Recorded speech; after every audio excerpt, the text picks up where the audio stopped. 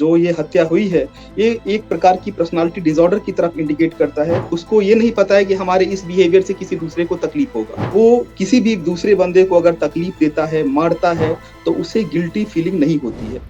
दिल्ली का एक video social media पर खूब वायरल हो रहा है। जिस किसी ने भी ये वीडियो देखा वो चौंक गया, हैरान रह गया, परेशान रह गया, शॉक में चला गया कि ऐसा कोई कैसे कर सकता है। आपने भी शायद वो वीडियो देखा हो।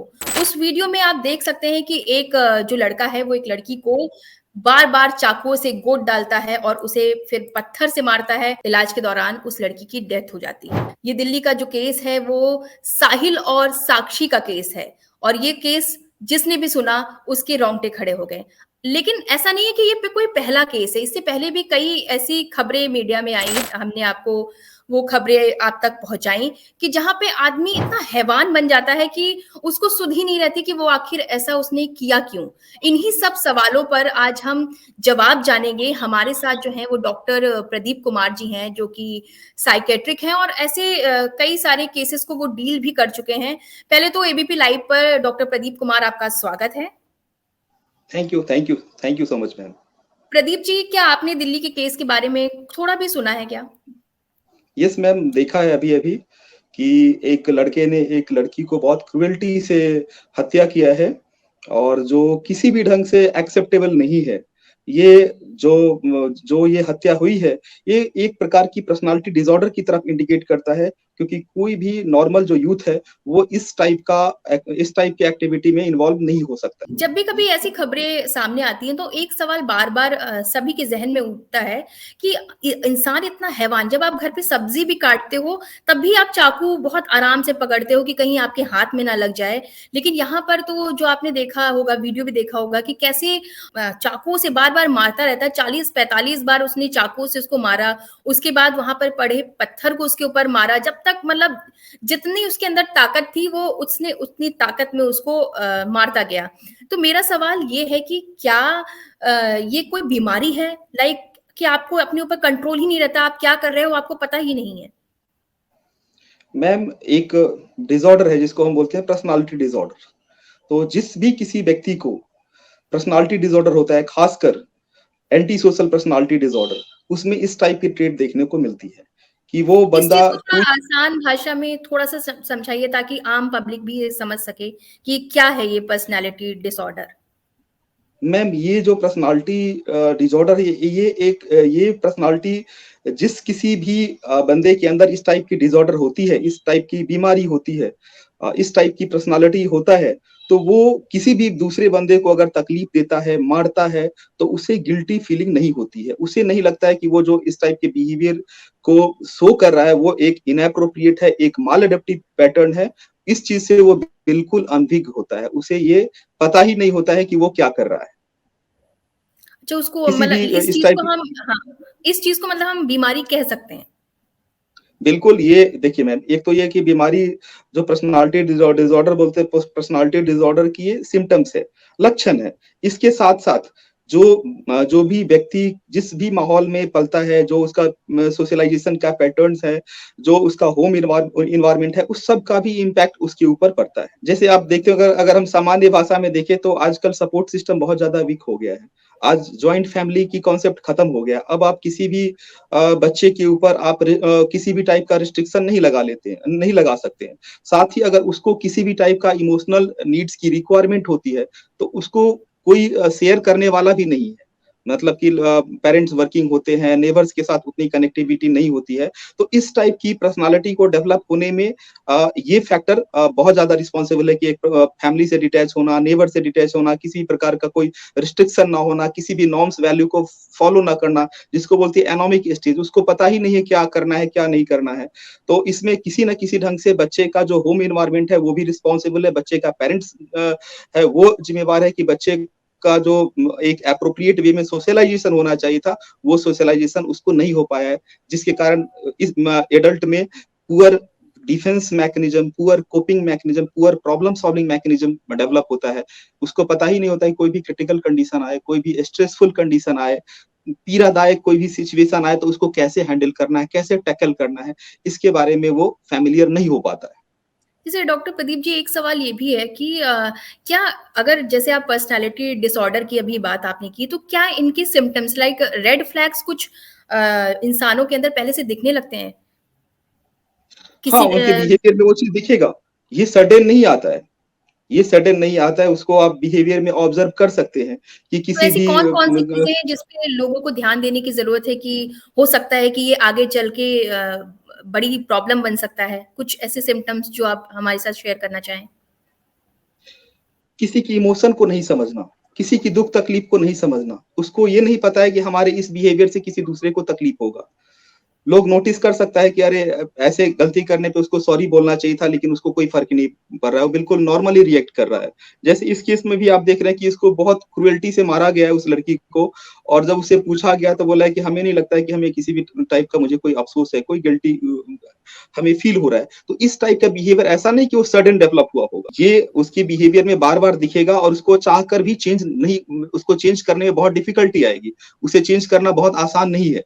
पर्सनैलिटी जो डिसऑर्डर्स होते हैं, उसको ट्रीट करने में भी बहुत डिफ़िकल्टी होती है।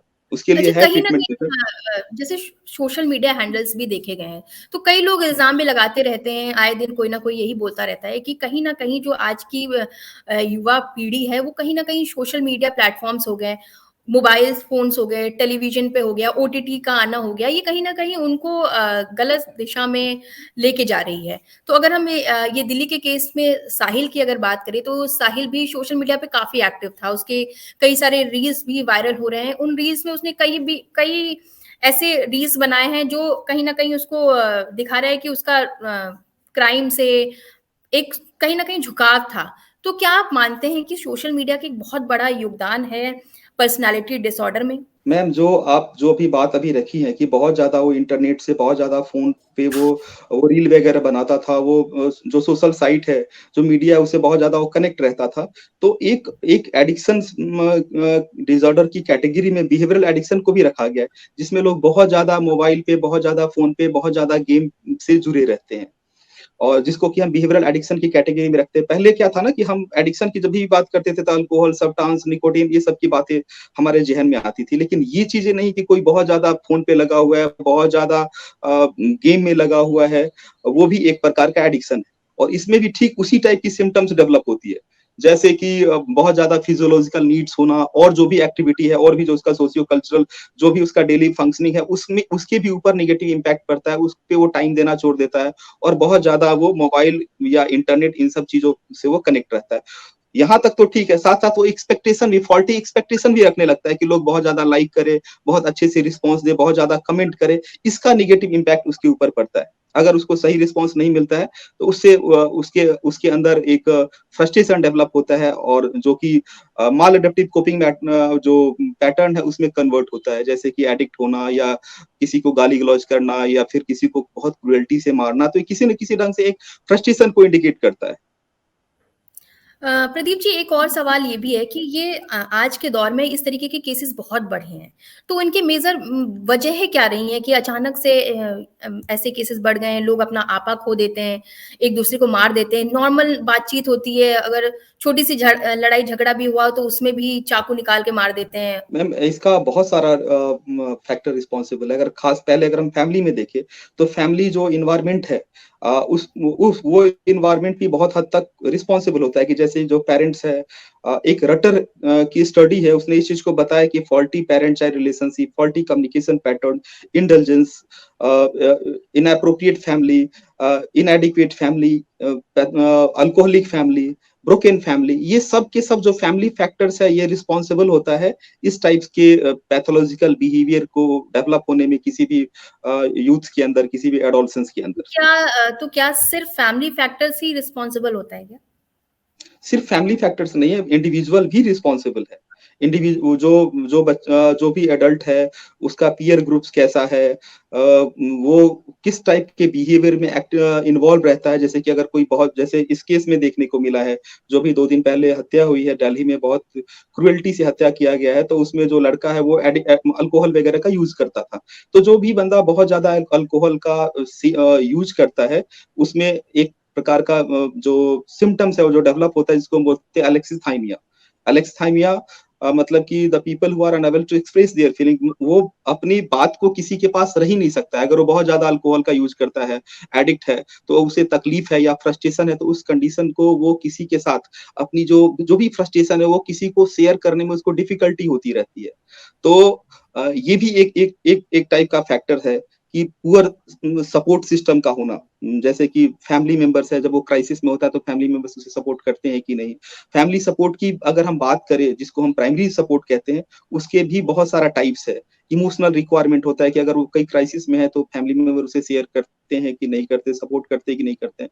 फाइनेंशियल प्रॉब्लम होता है तो शेयर करते हैं नहीं, किसी चीज़ की रिक्वायरमेंट होता है तो वो फुलफिल करते हैं कि नहीं। तो एक एडल्ट की, एक यूथ की बहुत सारा रिक्वायरमेंट भी होता है, नीड्स होता है, उसे उसके पेरेंट्स, उसके फैमिली मेंबर्स उस चीज़ को प्रोवाइड करते हैं कि नहीं। तो इस चीज़ को फैमिली मेंबर्स को भी ध्यान में रखना चाहिए कि जब कोई बच्चा छोटा होता है, ब्रेन का डेवलपमेंट 3 साल की एज में हो जाता है, 80% डेवलपमेंट हो जाता है। तो पेरेंट्स सोचते हैं कि अरे बच्चा तो छोटा है, जो मन में है वो करते जाओ, कोई फ़र्क नहीं पड़ता है। जबकि बच्चे के जो पेरेंट्स हैं, उस समय से ही अवेयर होने की ज़रूरत होती है कि बच्चे का जो इमोशनल नीड्स है, जो उसका रिक्वायरमेंट है, बच्चा ठीक से पढ़ पा रहा है कि नहीं, बच्चा किसी किसी आगे चल के किसी जो पीयर ग्रुप को बनाता है, वो किसी नशे का या फिर जो बच्चे माल अडप्टिव बिहेवियर में इन्वॉल्व होते हैं, उस टाइप के बिहेवियर के साथ कहीं वो उस टाइप के बच्चे के साथ कहीं वो संगति तो नहीं बना रखे हैं। मतलब पेरेंट्स को शुरू से ही बच्चे के बिहेवियर को मॉनिटरिंग करने की ज़रूरत है। अगर वो इग्नोर करते हैं बच्चा समझ के, तो आगे चल के वो कंडक्ट डिसऑर्डर में और फिर पर्सनैलिटी डिसऑर्डर में वही बच्चे कन्वर्ट होते हैं। बेसिकली आप ये कहना चाहते हैं कि तीन बच्चा छोटा होता है, 3 साल के टाइम ही उनका माइंड तो हाँ, डेवलप होने लग जाता है, तो वो उस टाइम पे ही उनकी सही गलत चीज़ों पे टोकना-रोकना शुरू कर देना चाहिए। बिल्कुल, बिल्कुल, बिल्कुल, बिल्कुल, बिल्कुल। बच्चे बच्चे के पेरेंट्स सिर्फ यही कहते रहते हैं, हमने ट्यूशन किया, हमने सारे पैसे दिए, अच्छे स्कूल में पढ़ाया, फिर भी हमारा बच्चा कुछ नहीं कर पा रहा है, फिर भी ये गलत रास्ते पे जा रहा है। तो पेरेंट्स को समझना चाहिए कि बच्चे की जो नीड्स है, रिक्वायरमेंट है, सिर्फ पैसे ही प्रोवाइड नहीं करना होता है। बच्चे की इमोशनल नीड्स भी होता है, बच्चे का बहुत सारा क्वेश्चन दिमाग में आता है, उसको शेयर करना और सॉल्व करना भी पेरेंट्स की रिस्पॉन्सिबिलिटी होती है। एक साइकियाट्री में एक थ्योरी है, डबल बाइंड थ्योरी। उसमें क्या होता है कि वो सिज़ोफ्रेनिक मदर की थ्योरी में हम उस चीज़ को हम बार-बार मेंशन करते हैं कि पेरेंट्स है वो रात को कहते हैं कि बेटा झूठ नहीं बोलना चाहिए, झूठ नहीं बोलना चाहिए, बड़ों का कहना मानना चाहिए, और जैसे ही सुबह में कोई दूध बेचने वाला कोई आता है और वो दरवाज़ा नॉक करता है, तो बोलते हैं पेरेंट्स बच्चे को कि बोल दो कि पापा नहीं है। तो बच्चे के अंदर वो कॉन्फ्लिक्ट स्टार्ट होता है कि अरे पेरेंट्स तो कह रहे थे कि झूठ नहीं बोलना चाहिए और आज ये खुद घर में बैठे, छोटा बच्चा होता है। तो ये जो कॉन्फ्लिक्ट बच्चे के अंदर डेवलप होता है, जो एक एम्बिग्यूटी उसके थॉट में डेवलप होता है, वो आगे चल के पैथोलॉजिकल बिहेवियर, जिस टाइप की हम बिहेवियर की बात करते हैं, वो बिहेवियर को डेवलप होने में बहुत ज़्यादा मदद करता है। बच्चा जब छोटा होता है, तो उसके हर बिहेवियर के प्रति सेंसिटिव होने की ज़रूरत होती है पेरेंट्स को कि वो क्या पूछ रहा है, क्या जानने की कोशिश कर रहा है, हम कौन-सा मैसेज उनको कन्वे करते हैं। इन सभी पे ध्यान देने की ज़रूरत शुरू से ही होती है। कोई भी बच्चा सडन 18 साल, 20 साल, 22 साल में वो चेंज नहीं होता है। रेयरली ही ऐसा होता है कि 18-20 साल में वो सडन उसके अंदर पैथोलॉजिकल ट्रेट डेवलप हो जाता है। वो स्लोली डेवलप होता है। तो पेरेंट्स को स्टार्टिंग से ही उस पे वॉच करने की ज़रूरत है। जैसे डॉक्टर प्रदीप, हमने इस केस में भी देखा है, इससे पहले आफताब वाला जो केस था, और भी कई सारे केसेस हैं इस लिस्ट में, कई सारे नाम हैं। इन दोनों का मैं नाम बार-बार इसलिए बोल रही हूँ क्योंकि ये वो केसेस हैं जिनका ज़हन से निकल ही नहीं पा रहे, ये वो केस हैं। तो इसमें रिलेशनशिप का फैक्टर रहा है, चाहे ये वाला दिल्ली का साहिल और साक्षी का केस हो, चाहे हम श्रद्धा वॉकर और आफताब की केस की बात करें, तो रिलेशनशिप की वजह से कहीं न कहीं वो फैमिली से कट ऑफ हो गए थे। हुँ, हुँ, तो हुँ। यहाँ पर कहाँ पे फैमिली की फॉल्ट रह गई, कहाँ पे बच्चों की फॉल्ट रह गई, और क्या चीज़ें सुधारी जा सकती हैं जिसकी वजह से ऐसे क्राइम होने से हम बचा सकते हैं, इवन बच्चों को भी इन चीज़ों में इंडल्ज होने से रोक सकते हैं? देखिए कोई भी अगर लड़की को खासकर मैं कहूँगा कि उनको अपने पेरेंट्स के साथ हमेशा इमोशनल कनेक्टिविटी बना के रहना चाहिए, क्योंकि पेरेंट्स सबसे अच्छा वेल विशर होते हैं किसी भी बच्चे के लिए। तो बच्चा जब एक एज आता है जो एडोलेसेंस एज जिसको हम बोलते हैं, उस एज में बच्चे का जो जो अगर आप कह लो कि अगर ब्रेन एनाटॉमी के पॉइंट ऑफ व्यू से कि उसका ब्रेन इतना मैच्योर नहीं होता है कि उसकी सही डिसीजन वो ले सके। तो ऐसे समय में पेरेंट्स की भी रिस्पॉन्सिबिलिटी होती है कि बच्चे को अपने दोस्त की तरह ट्रीट करे। बच्चे इस टाइप की कदम बढ़ा सकते हैं, इसके लिए पेरेंट्स को भी अलर्ट रहने की ज़रूरत है और जिसको बोलते हैं ना कंसर्न एंड डिटैचमेंट, बच्चे से कंसर्न भी रहना है और उससे एक जो डिटैचमेंट की बात कर रहे हैं कि हाँ, हम जान भी रहे हैं और हम नहीं भी जान रहे हैं। और इस टाइप से उसके ऊपर हमें जो है सो मॉनिटरिंग करने की ज़रूरत है, ताकि बच्चा जब क्राइसिस में आए तो अपने पेरेंट्स से बात कर सके। अपनी जो एक इमोशनल जो ख़ास करके क्राइसिस देखने को मिलता है कि बच्चे पेरेंट्स से इतनी दूर चले जाते हैं कि उनके पास ऑप्शन ही नहीं होता है। तो ऐसे कंडीशन में पेरेंट्स को भी सेंसिटिव होने की ज़रूरत है और बच्चे को भी इस चीज़ को ध्यान में रखना चाहिए कि पेरेंट्स हमें 15 साल, 20 साल हमें पैसे प्रोवाइड कर रहे हैं, हमें हर टाइप की सुविधाएँ प्रोवाइड किया, उसके बावजूद जो है सो हम पेरेंट्स के अगेंस्ट में जा रहे हैं, तो यहाँ पे थोड़ा रुकना चाहिए। ऐसे कंडीशंस में और पेरेंट्स को भी चाहिए कि बच्चे के साथ-साथ जो उसके पीयर ग्रुप्स हैं, उसके भी साथ उसके उसके ऊपर वॉच करने के लिए, निगरानी रखने के लिए उसके दोस्तों से भी कनेक्टिविटी बना के रखना चाहिए कि बच्चे किसी भी टाइप के इमोशनल क्राइसिस में, किसी टाइप के रिलेशंस में तो नहीं है। प्रदीप जी, जैसा कि अभी हम लोग बात कर रहे थे कि रेड फ्लैग्स दिखने लगते हैं, मीन्स कि सिम्टम्स दिखने लगते हैं, नजरअंदाज कर देते हैं और वो सिम्टम्स धीरे धीरे धीरे धीरे इस लेवल पे पहुंच जाते हैं कि आदमी जो है वो हैवान बन जाता है। तो वो सिम्टम्स लोगों को शुरुआती दौर में ही पता चल जाए, ऐसे लोगों को आप क्या मैसेज देना चाहते हो? मैम, जो आप चेंज की बात करें, ये चेंज सडन नहीं आता, उसके हर बिहेवियर को ऑब्जर्व करने की ज़रूरत है। जैसे कि वो तो आपको सर बहुत क्या ज़्यादा ये केयर तो क्या ये पॉसिबल है कि हर बिहेवियर को हम ऑब्जर्व कर सकें? बिल्कुल, थोड़ा-सा जिसको बोलते हैं ना कि इंटेलिजेंस कोसेंट कि दूसरे की जो एक्सप्रेशंस है, जो फीलिंग्स है, जो थॉट्स है, उसको आप बहुत ह अगर अगर आप उसको अगर क्रिटिकली अगर ऑब्जर्व करोगे, थोड़ा अलर्ट रहोगे तो आपको पता चल जाएगा। आपको कोई भी अगर स्ट्रेंजर ज़ोन का कोई भी व्यक्ति है तो उसपे फुली ट्रस्ट नहीं करना है। आपको शो करना है कि आप ट्रस्ट कर रहे हो, लेकिन आपको थोड़ा-सा अलर्ट रहना है, देखना है क्योंकि आजकल इस टाइप की इंसिडेंट्स बहुत ज़्यादा हो रही है। तो जो भी उस टाइप की पॉसिबिलिटी है, उसको मिनिमाइज़ करने की कोशिश करना है। और थोड़ा-सा अगर आप पॉसिबल हो सके तो जो वहाँ पे साइकियाट्रिस्ट हो या साइकोलॉजिस्ट हो, उसके भी पास जाके अपनी प्रॉब्लम को शेयर करने की कोशिश करते रहना चाहिए कि हमारी बात को पहले बहुत ज़्यादा केयर कर रहा था, अब हमें किसी चीज़ के लिए फ़ोर्स कर रहा है। अब उसकी पर्सनैलिटी में, उसकी बिहेवियर में चेंजिंग आ रहा है। तो इसके लिए क्या करना चाहिए? तो जो जो भी नियरेस्ट जो भी कंसल्टेंट हो, साइकियाट्रिस्ट हो, साइकोलॉजिस्ट हो या साइकियाट्रिक सोशल वर्क से उनसे इस चीज़ की प्रॉब्लम को शेयर करना चाहिए। जैसे उस लड़की के साथ ऐसा हुआ, तो ऐसा नहीं कि सडन उस लड़की को पता नहीं था।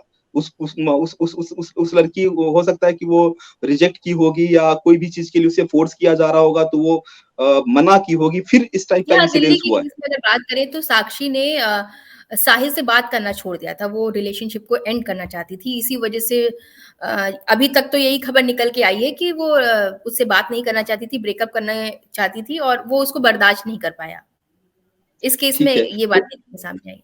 तो साक्षी ने इस बात को अपने पेरेंट्स को बताया था कि कोई लड़का बात उसका पीछा, मैं यही बात कहने की कोशिश कर रहा था मैम, कि साक्षी ने मना कर दिया और साक्षी की उम्र भी 16 साल है, 15-16 साल की लड़की है वो। जी, तो एज भी वही एडोलेसेंस की एज है, जो कि एक फुली मैच्योर ब्रेन नहीं है। तो क्या साक्षी ने अपने पेरेंट्स को ये बात बताया था? या पेरेंट्स साक्षी ने पूछने की कोशिश की? नहीं, या पूरी बात उसने यही चीज़ मुझको हम नहीं लोग बताई। नहीं बताई, यही चीज़ पे हम लोग अभी डिस्कस कर रहे थे। पेरेंट्स की तरफ से यही कहा गया है कि उसने पूरी बात उनको नहीं बताई थी। क्या क्या पेरेंट्स को मालूम था कि ये कहीं मिलती है या किसी से बात करती है या किसी के साथ रिलेशन में है? ये एबीपी साक्षी की टीम जैसे औ एबीपी की टीम ने प्रदीप जी साक्षी के पेरेंट्स से भी बात की, तो उनका यही कहना था कि उसने मुझे ये कोई जानकारी नहीं दी थी, अगर शायद वो देती तो आज मेरी बेटी ज़िंदा होती। नहीं, तो आपकी क्या रिस्पॉन्सिबिलिटी, आपके बच्चे जाके मिल रहे हैं कहीं पे, आपके बच्चे कितने बजे जाते हैं, कितने बजे वहाँ से आते हैं, उस चीज़ पे उनने मॉनिटरिंग क्यों नहीं किया? और ये सिर्फ साक्षी के ही पेरेंट्स के लिए मैसेज नहीं है। साक्षी के जैसे और भी जितने भी पेरेंट्स हैं जिसके बच्चे 12, 14, 15, 16, 18 साल के हैं, उनको मॉनिटरिंग करने की ज़रूरत है क्योंकि ऐसे बच्चे बहुत जल्दी टैब होते हैं, बहुत जल्दी किसी के बहकावे में आते हैं। ऐसी सिचुएशन में पेरेंट्स को, यही बात हम लोग अभी कर रहे हैं कि पेरेंट्स को अलर्ट रहने की ज़रूरत है कि बच्चे कितने बजे जाती है, उस स्कूल में कि कौन उसका फ्रेंड है, किसके साथ वो टाइम बिताती है, किसका फ़ोन नंबर उसके पास है, कौन उसका बहुत ज़्यादा केयर करता है। इस टाइप का उसके पेरेंट्स के पास इन्फॉर्मेशन होना चाहिए। कौन स्ट्रेंजर हो सकता है इन फ्यूचर, ये जो घटना घटी है ये सडन नहीं घटी है, और किसी न किसी ढंग से ये पेरेंट्स का इग्नोरेंस हम कह सकते हैं। आजकल हम लोग पहले यही सब बातें डिस्कस कर रहे थे कि हस्बैंड वाइफ दोनों वर्किंग है, दोनों अपने अपने कैरियर में बहुत ज्यादा एम्बिशियस है, बहुत बड़ी बड़ी टारगेट लोग लेकर जाते हैं कि हमें ये करना है, ये करना है। ऐसे कंडीशन में कब बच्चे 10 से 12 और 16 साल के हो गए उसे पता ही नहीं चला।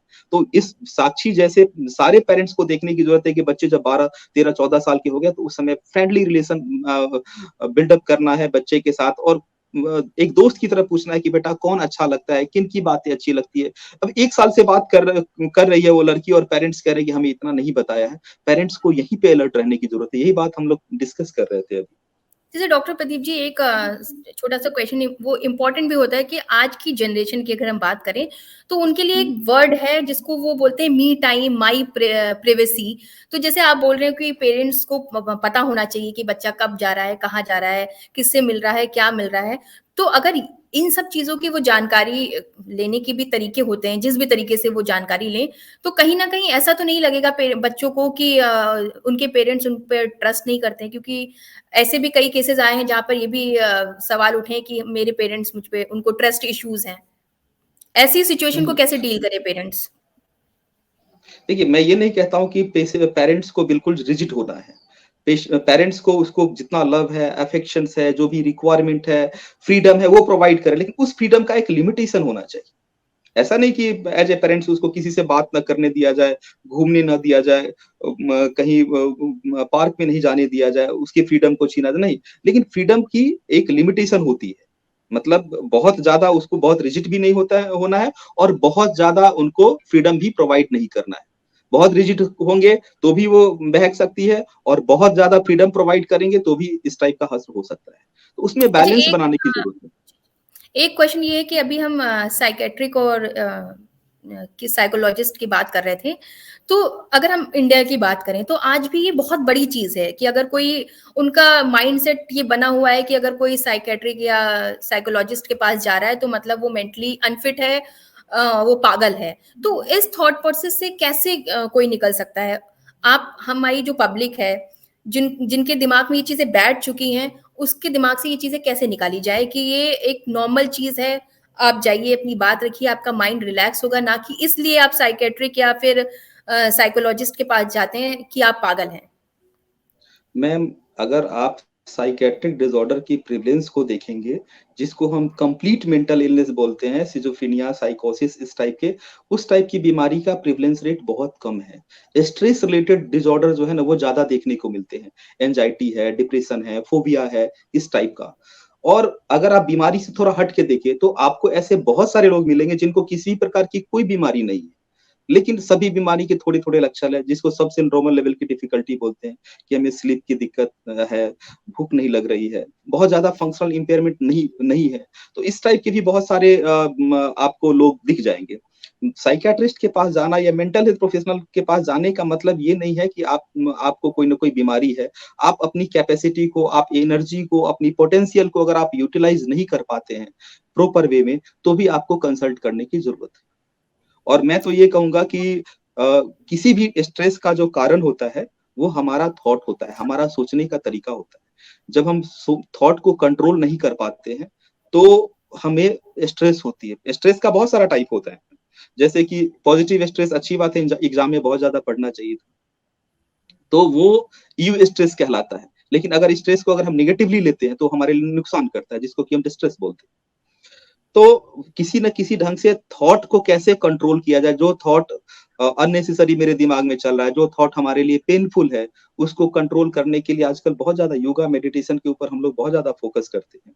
अब आजकल mindfulness based stress reduction therapy भी चला हुआ है कि अपने थॉट के ऊपर काम करना, कि हम जो जो सोच रहे हैं वो कितना सही है, हम जो सोच रहे हैं वो हमारे लिए फ्रूटफुल है कि नहीं। तो हम थॉट को कैसे कंट्रोल करेंगे, इसके लिए आजकल बहुत हम लोग योगा दिवस भी मनाते हैं, सेलिब्रेट भी करते हैं। उस मेडिटेशन के थ्रू, योगा के थ्रू हम अपने थॉट को कंट्रोल करना सीख लेते हैं। जब हम थॉट को कंट्रोल कर लेते हैं, तो बहुत सारी बीमारी होने से, साइकियाट्रिक इलनेस होने से हम बच जाते हैं। ऑब्सेसिव कंपल्सिव डिसऑर्डर में यही होता है कि आप ना चाहते हुए भी हमारे थॉट्स दिमाग में आ रहे हैं। वो भी पेनफुल थॉट्स आ रहे हैं। कि हमारा हाथ गंदा है, हमारा बिस्तर गंदा है और हम बार-बार हाथ और बिस्तर को धोए जा रहे हैं और हमें उससे परेशानी भी होती है, स्ट्रेस भी होती है, हमारा फंक्शनल इम्पेयरमेंट भी होता है। तो मेरे कहने का मतलब है कि थॉट को कंट्रोल करने के लिए योगा, मेडिटेशन बहुत ज़रूरी है। हम चाहे हम हमारे तरफ से यही मैसेज है कि अगर टाइम मिले तो योगा और मेडिटेशन करें और जो एक सोशल सपोर्ट सिस्टम होता है, कोई अच्छा दोस्त होना चाहिए, एक अच्छा फैमिली मेंबर्स होना चाहिए, जिससे अपनी मन की हर बात को शेयर कर सके। जिसको हम बोलते हैं कैथारसिस करना, वेंटिलेट द इमोशंस, अपनी हर बात को शेयर करना। लोग सुसाइड क्यों कर लेते हैं? एक मान लो कि 2 बंदे, एक का स्ट्रेस लेवल बहुत ज़्यादा है, दूसरा का स्ट्रेस लेवल बहुत कम है, लेकिन जिसका स्ट्रेस लेवल कम है वो सुसाइड कर लिया, लेकिन जिसके पास बहुत ज़्यादा स्ट्रेस उसने सुसाइड नहीं किया। क्यों? क्योंकि उसके पास सपोर्ट सिस्टम है, उसकी कोपिंग मैकेनिज़्म अच्छी है, उसकी प्रॉब्लम सॉल्विंग एबिलिटी बहुत अच्छी है।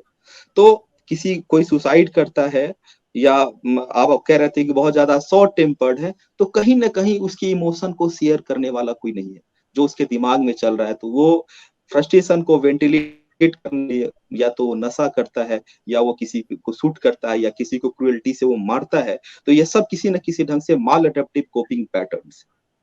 उसके लिए सबको बहुत ज़्यादा अवेयर और बहुत ज़्यादा सेंसिटिव होने की ज़रूरत है। और सिर्फ़ ये चाहे कि पेरेंट्स और सिर्फ़ चाहे कि हम डॉक्टर्स उस चीज़ को कंट्रोल कर लें, तो वो पॉसिबल नहीं है। उसके लिए हमें एक होलिस्टिक अप्रोच को लेकर चलना होगा।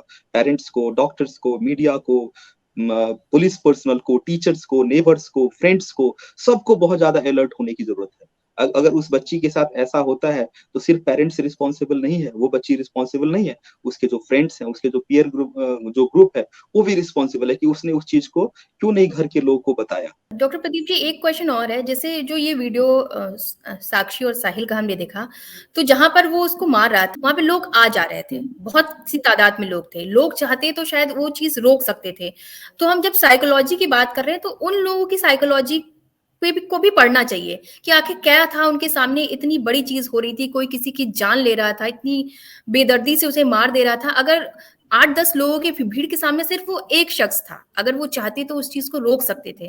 तो अगर हम साहिल की साइकोलॉजी पढ़ने की कोशिश कर रहे हैं, साक्षी की पढ़ने की कोशिश कर रहे हैं, तो एक बार हमको इन लोगों की भी साइकोलॉजी को पढ़ने की जरूरत है।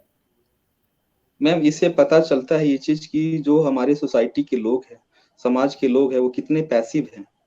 कितने इनह्यूमन हैं कि किसी के साथ गलत हो रहा है और वो कुछ भी रिएक्शन नहीं कर रहे हैं, किसी वो बचा नहीं रहा पा रहे हैं। तो लोगों को जो बहुत ज़्यादा इनह्यूमन हो गए हैं, उनको ह्यूमन होने की ज़रूरत है। उनके अंदर एक मानवतावादी जो एक सोच है, भगवान जो है ऊपर वाले हम लोग को जानवर से अलग इसलिए करें कि हमारे पास ब्रेन है, हमारे पास सोचने समझने की क्षमता है। जो उस बच्ची के साथ हो रही थी, वो हमारे घर में हमारी बहन-बेटी के साथ, हमारे पड़ोस में भी किसी के साथ हो सकता है। लेकिन जो एक निष्क्रिय, एक पैसिव जो एक अप्रोच है, इनह्यूमन जो अप्रोच है, उस पे वर्क करने की ज़रूरत है। ये एक बड़ा ही एक बहुत ही घिनौना दृश्य था कि एक एक बच्ची 16 साल की बच्ची को कोई बुरी तरीके से मार रहा है और किसी का कोई रिएक्शन नहीं, लोग आ रहे हैं, जा रहे हैं। तो ये तो मैम बहुत ही चौंकाने चौंकाने वाला वो एक दृश्य रहा है और हम यही कहें कि लोग बहुत ज़्यादा निष्क्रिय, बहुत पैसिव, बहुत निष्क्रिय हो गए हैं। लोगों को थोड़ा-सा अलर्ट, अवेयर होने की ज़रूरत है। सिर्फ पेरेंट्स की ही रिस्पॉन्सिबिलिटी नहीं, मैं आपको पहले ही कहा कि एक होलिस्टिक अप्रोच लेकर चलना है। पेरेंट्स हो, पुलिस वाले हो, मीडिया हो, टीचर्स हो, फ्रेंड्स हो, जो नेबर्स हो और आम जो सिटीज़न्स हैं, जो देख रहे हैं कि इतनी क्रूरल्टी सामने में एक लड़का एक लड़की को बुरी तरीके से मार रहा है और उनका कोई रिएक्शन नहीं। तो ये तो सही में बहुत ही मतलब कि चौंकाने वाला, बहुत ही दुखदाई, पीड़ादायी ये एक घटना दिखा है हमें और उसमें हम सबको मिलकर काम करने की ज़रूरत है। तो डॉक्टर प्रदीप जी, बहुत-बहुत थैंक यू, आपसे बहुत सारी जानकारी हमको जानने को मिली। बस जाते-जाते कोई एक मैसेज जो आप सोसाइटी को देना चाहते हैं एज़ अ डॉक्टर, ताकि इस तरीके की घटनाओं पर अंकुश लगाया जा सके। कोई मैसेज पेरेंट्स को, बच्चों को या फिर सोसाइटी के सभी लोगों को? मैम, सबसे पहले कि मैं उस एज ग्रुप की बच्चियाँ हैं, लड़की है, उसको हम ये मैसेज देना चाहेंगे कि अपने पेरेंट्स से वो सब कुछ बताएँ। जो भी अच्छा-बुरा उनके साथ हो रहा है क्योंकि पेरेंट्स से अच्छा वेल-विशर दुनिया में कोई भी नहीं होता है, किसी भी बच्चे के लिए। दूसरी चीज़ कि जो बच्चे इस टाइप की लड़कियाँ हैं, उनका कोई न कोई एक बहुत अच्छा फ्रेंड्स होना चाहिए, जिससे वो अपनी हर बात को वो शेयर कर सके। कैथारसिस उसको अच्छे से कर सके, अपनी मन की बात को वो कह सके और जो आम खासकर कि जो आम पब्लिक है उनको बहुत ज़्यादा सेंसिटाइज़, बहुत ज़्यादा अवेयर होने की ज़रूरत है कि इस टाइप की कोई भी घटना अगर घटता है, तो उसको वो एक्शन ले, वो चुप ना बैठे, वैसा किसी के भी साथ हो सकता है। तो वो जो निष्क्रिय एक पैसिव इनह्यूमन जो अप्रोच है, उसमें सुधार करने की ज़रूरत है। तो प्रदीप जी बहुत-बहुत थैंक यू। तो द एबीपी लाइव के दर्शकों, आपने सुना बहुत important points doctor Pradeep ji ने हमें बताए। सबसे पहला तो ये है कि इमोशनल फैक्टर, लाइक अगर आप अपनी चीज़ें अपने क्लोज़ वन्स शेयर करिए, एटलीस्ट शेयर तो करिए। वो तो उसका रिएक्शन क्या होगा वो तो बात की बात है। शायद आप यही कहना चाह रहे थे ना प्रदीप बिल्कुल, जी? बिल्कुल, बिल्कुल, बिल्कुल, बिल्कुल, बिल्कुल, अपनी तो मन की बिल्कुल बात आप को अपनी शेयर बातों करें। को शेयर करिए। पेरेंट्स को भी एक ये मैसेज देना चाहेंगे कि उनकी बातें सुनें। सुनने के बाद थोड़ा कामली उसको कैसे डील करना है, वो समझें। लेकिन हाँ, एक बहुत बड़ा फैक्टर जो ये है कि जो दूरी बनती चली जा रही है पेरेंट्स में, बच्चों में, वो कहीं न कहीं एक फैक्टर बनता जा रहा है। ये जो आपने पर्सनैलिटी डिसऑर्डर का जो जिसका नाम दिया है आपने। प्रदीप जी? स सपोर्ट सिस्टम वीक होना, जो एक हमारा जो सपोर्ट सिस्टम था ना, पहले था कि हमारे नेबर्स, हमारे पड़ोसी, हमारे फैमिली मेंबर्स हमसे कनेक्टेड होते थे और हम भी उनसे कनेक्टेड होते थे। वो चीज़ अब देखने को नहीं मिलता है, उसमें लैकिंग है। जो जो एक बहुत बड़ा एक ऑब्स्टेकल बना हुआ है इस टाइप के बच्चे को बचाने के लिए। मतलब ना तो फैमिली रही है, ना नेबर्स रहे हैं। जो जिसको कि फिर से ऑर्गेनाइज़ करने की ज़रूरत है, कनेक्ट होने की ज़रूरत है। जो डिस्कनेक्ट होते हैं बच्चे, उस वही इस टाइप के इंसिडेंट्स का शिकार होते हैं, चाहे वो साक्षी हो, चाहे ये बच्ची हो। अभी कुछ दिन पहले हमने दिल्ली में देखा था कि बहुत सारे उसके टुकड़े-टुकड़े करे थे, वो भी अपने हुँ। पेरेंट्स से डिटैच हो गए थे। अभी जो 2 दिन पहले जो इंसिडेंट्स देखे कि ये भी अपने पेरेंट्स से, तो इस चीज़ को जो भी बच्चे अपने पेरेंट्स से डिटैच होते हैं, वो रिस्की ज़ोन में जाने की पॉसिबिलिटी उनकी बढ़ जाती है, उनके साथ कोई भी इंसिडेंस होने की संभावना बढ़ जाती है, जो पेरेंट्स बहुत अच्छे से लुक आफ्टर कर रहे हैं, देख रहे हैं, केयर कर रहे हैं और उनसे वो दूरी बनाते हैं और उसमें सबसे ज़्यादा जो रिस्पॉन्सिबल है, वो एज ग्रुप। उस एज ग्रुप में ब्रेन इतना डेवलप नहीं होता है कि वो सही डिसीज़न ले सके। जी, बहुत-बहुत thank you doctor Pradeep Kumar ji, ABP live से बात करने के लिए। तो दर्शकों, मेरा नाम है नैन्सी बाजपेयी। इस बातचीत में बस इतना ही। अगर आपको ये बातचीत अच्छी लगी हो तो कमेंट करें और हाँ, हमारे इस वीडियो को लोगों के साथ शेयर भी करें, ताकि ज़्यादा से ज़्यादा लोगों को ये जानकारी मिल सके और हम लोगों के दिमाग में को पढ़ सकें। और भी अगर आपको ऐसे तमाम क्वेश्चंस जिनके जवाब आप चाहते हैं, तो कमेंट करें। हम उन सारे सवालों के जवाब लेकर आपके बीच एक बार फिर से आएँगे। नमस्कार।